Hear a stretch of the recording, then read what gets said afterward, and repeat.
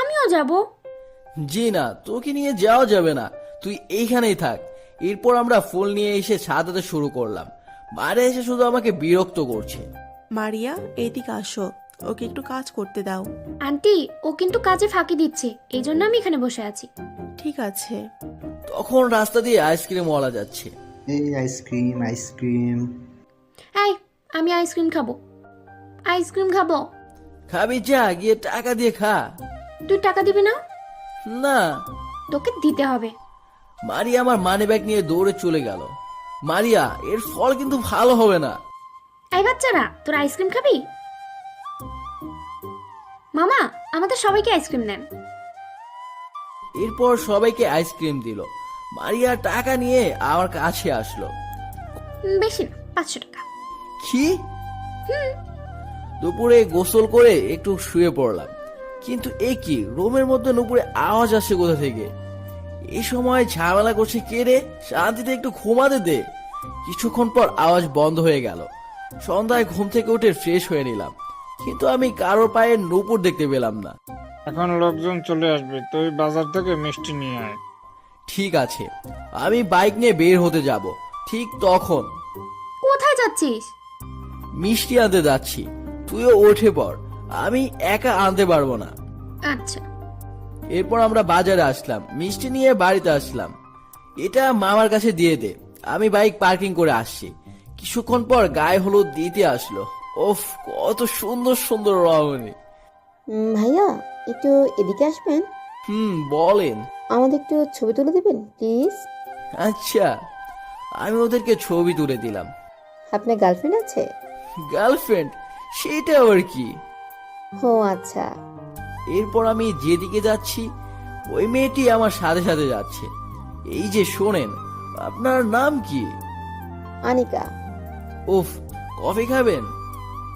ঠিক আছে। আমি আর আনিকা এক পাশে এসে বসলাম। আমি কফি নিয়ে আনিকার কাছে আসলাম। নিন, খান।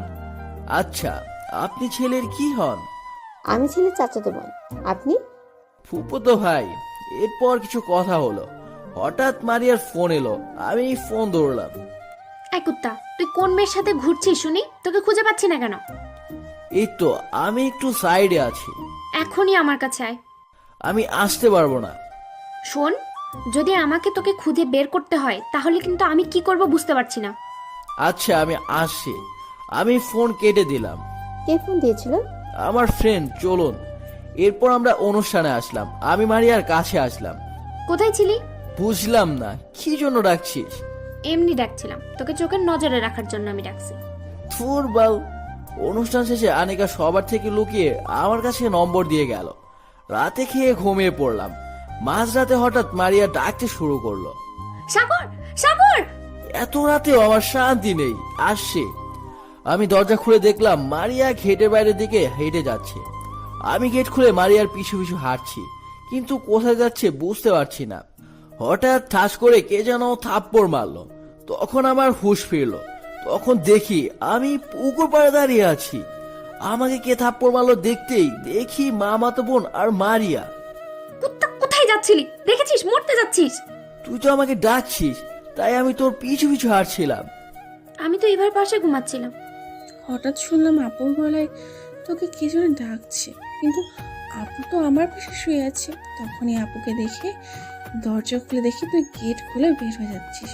আপু কত ডাকলো, তুই শুনছিলি না? উফ, আচ্ছা, তাহলে এটা নিয়েই ডাকছিল, কিন্তু বুঝতে পারিনি। রুমে কোনো সমস্যা আছে কি? কোনো সমস্যা ছিল না, কয়েকদিন ধরে সমস্যা হচ্ছে, এখানে দাঁড়ানো ঠিক না। এরপর আমরা বাড়িতে আসলাম। আম্মুকে ডাকতে হবে না। চুপ কর। এরপর মারিয়া আমাকে শীতের রাতে জোর করে গোসল করতে বাধ্য করলো। আমি গোসল করে আগুন ছুঁয়ে নিলাম। আর কিছু আছে? এখন কিছু নেই। থাক, আমি এখন ঘুমাতে যাব। তোকে একা ঘুমাতে দেওয়া যাবে না, চল আমি তোর সাথে ঘুমাবো। আমি চোখ বড় বড় করে বললাম, চুপ ফাজিল, তোর সাথে ঘুমানো যাবে না। ছোটবেলায় একসাথে কত ঘুমিয়েছি, আমি তোকে একা থাকতে দিব না। ঠিক আছে, আমরা একসাথে ঘুমাবো। এরপর রুমে এসে ওরা বেডের উপরে শুয়ে পড়লো। আমি নিচে বিছানা করে শুয়ে পড়লাম, কিন্তু ঘুম আসছে না। অনেক কষ্ট করে ঘুমিয়ে পড়লাম। পরের দিন সকালে ঘুম থেকে উঠে ফ্রেশ হয়ে নিলাম। রাতে কি হয়েছিল? কি জানি, রাতে আমাকে কে যেন ডেকে নিয়ে গিয়েছিল। ঠিক আছে, বিয়েটা হয়ে যাক, এর ব্যবস্থা করছি। সারাদিন কাজ করতে শুরু করলাম। দুপুরে গোসল করে রেডি হয়ে নিলাম। বরযাত্রী আসলো, আমি আর আনিকা একসাথে ঘুরতে শুরু করলাম। মারিয়া মারিয়া ইভার সাথে আছে বলে কিছুই জানতে পারলো না। বিয়ে সম্পন্ন হওয়ার পর এরা বিদায় নিয়ে চলে গেল। রাতে ঘুমিয়ে আছি, তখন হঠাৎ কে যেন আমার মুখ চেপে ধরলো। আমি চোখ খুলতে দেখি একটা সুন্দরী মেয়ে আমার মুখ চেপে ধরে রাখছে। আমি নড়াচড়ে করছি, কিন্তু কিছুতে আমায় ছাড়ছে না। হঠাৎ দেখলাম রুমের মধ্যে আলো জ্বলে উঠলো। তখনই মেয়েটা মুখ ছেড়ে দিল, কিন্তু এরপর আর কিছু দেখতে পেলাম না। কি রে, তুই এত ঘেমে গেছিস কেন? একটা সুন্দরী মেয়ে এসে হঠাৎ আমার মুখ চেপে ধরেছিল। তুই লাইট অন করতেই আমার মুখ ছেড়ে দিয়েছে। ও, তুই এখানে কি করছিস? তুই একা আছিস, আমার মনে হচ্ছিল তোর কোনো সমস্যা হতে পারে, তাই এখানে আসছি। ওহ, এখন যা, আমাকে ঘুমাতে দে। না, আমরা দুজনে একসাথে ঘুমাবো। সরি, তুই আমার বউ না যে একসাথে ঘুমাবো। চুপ কর। মারিয়া লাইট অফ করে চলে গেল। পরের দিন বাড়িতে চলে আসলাম। আনিকা আমার কাছে কল করলো। কেমন আছেন? ভালো, আপনি? ভালো। কি করেন, বাড়িতে না মামার বাড়িতে আছেন? না, আমি বাড়িতে আসছি। এরপর কিছুক্ষণ কথা বলে ফোন কেটে দিয়ে কফি খেয়ে রুমে বসে আছি। তখন মারিয়া আসলো। কিরে শয়তান, কি করছিস? কি? আমি শয়তান? তাছাড়া কি? তুই শয়তান শয়তান শয়তান। মারিয়া! আমি রেগে গিয়ে মারিয়াকে গলা ধরে দেয়ালের সাথে চেপে ধরলাম। আহ, লাগছে, ছাড়। আহ! তখন মারিয়া খেয়াল করে দেখলো আমার চোখ দুটো আগুনের মতো লাল। মারিয়া ভয় পেয়ে জোরে চিৎকার করতে থাকে। আম্মু দৌড়ে এসে দেখে মারিয়াকে গলা ধরে উঁচু করে দেয়ালে চেপে ধরেছি। হারামজাদা, ছাড় বলছি। আম্মু ঠাস ঠাস করে 2টা থাপ্পড় মারলো। তখন আমি মারিয়াকে ছেড়ে দিলাম। তখন আমার হুঁশ ফিরলো।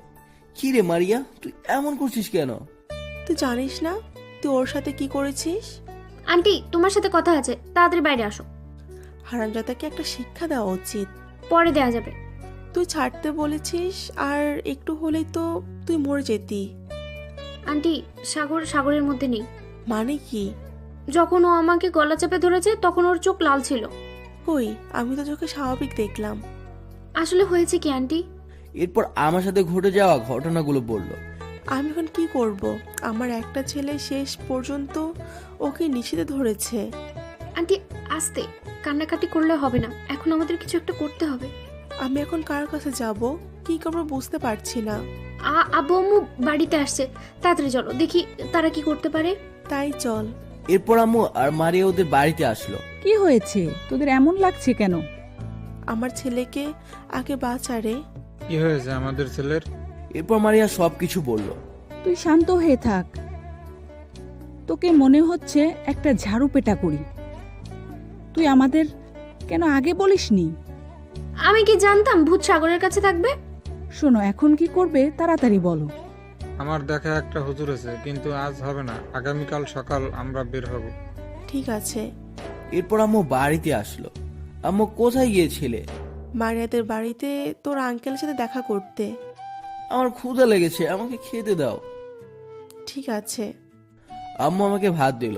আমি খেয়েই যাচ্ছি, কিন্তু থামছি না। আর কিছু নেই? না। ঠিক আছে। আমি রুমে এসে লাইট অফ করে শুয়ে পড়লাম। মাঝরাতে ঘুম ভেঙে গেল। দেখি একটা মেয়ে আমার চেয়ারে বসে পা দুলাচ্ছে। রুমে লাইট অফ, তবুও আলোতে ভরা। এই যে, কে আপনি? এখানে কি করছেন? পিছন ঘুরে তাকাতে। এই আপনি আমার মুখ চেপে ধরেছিলেন কেন? চুপ, একদম কথা নয়। চুপ করবো না। আপনি কেন আমার মুখ চেপে ধরেছিলেন সেটা বলেন। আমার ইচ্ছে হয়েছে তাই ধরছি। এদিকে মেয়েটি চেয়ার থেকে উঠে আমার কাছে আসছে, কিন্তু এ কি, মনে হচ্ছে উড়ে আসছে। এসে আমার পাশে বসলো। হেই, আপনি কে সেটা বলেন তো আগে।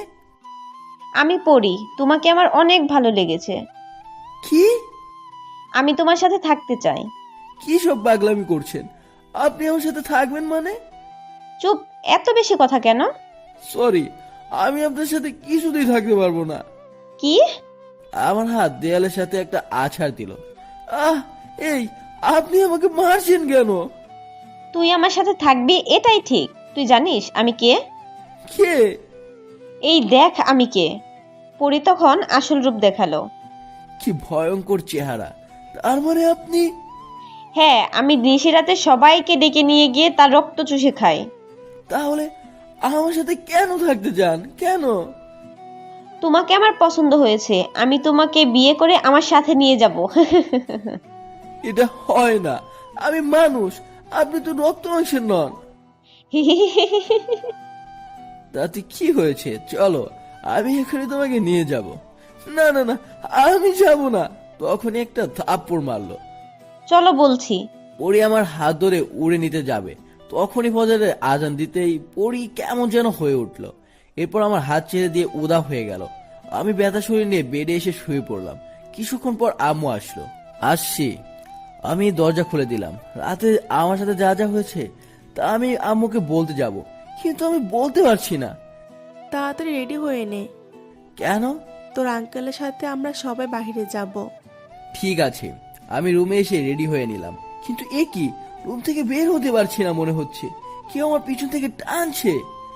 কিরে চল। মারিয়া আমার হাত ধরে টেনে নিয়ে গাড়িতে তুললো। এরপর গাড়ি চলতে শুরু করলো। কিছুক্ষণ আসার পর, তোমরা আমাকে কোথায় নিয়ে যাচ্ছ? আমি কিছুতেই যাব না। তোকে বললাম না। তোমরা আমাকে হুজুরের কাছে নিয়ে যাচ্ছ, আমি যাব না। আমি জোরাজোরি করতে শুরু করলাম,